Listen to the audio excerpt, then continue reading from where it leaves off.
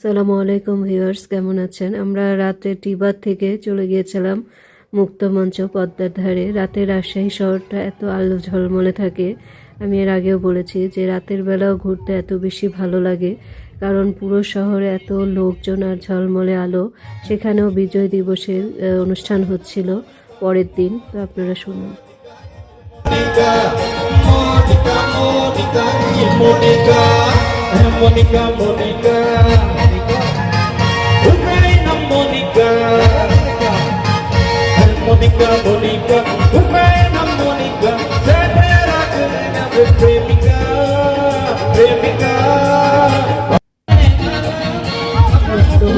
গ্যালারিতে বসে আমরা একটু চা খেলাম, যদিও চাটা ভালো খুব একটা ছিল না।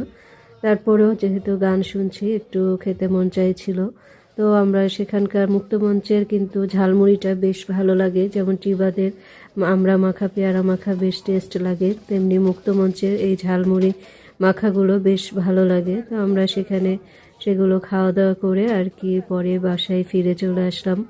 আমার ভিডিওটা ভালো লাগলে লাইক কমেন্ট শেয়ার করে অন্যকে দেখার সুযোগ করে দিবেন। সবাই ভালো থাকবেন, সুস্থ থাকবেন এবং আমার জন্য এবং আমার পরিবারের জন্য দোয়া করবেন। আল্লাহ হাফেজ।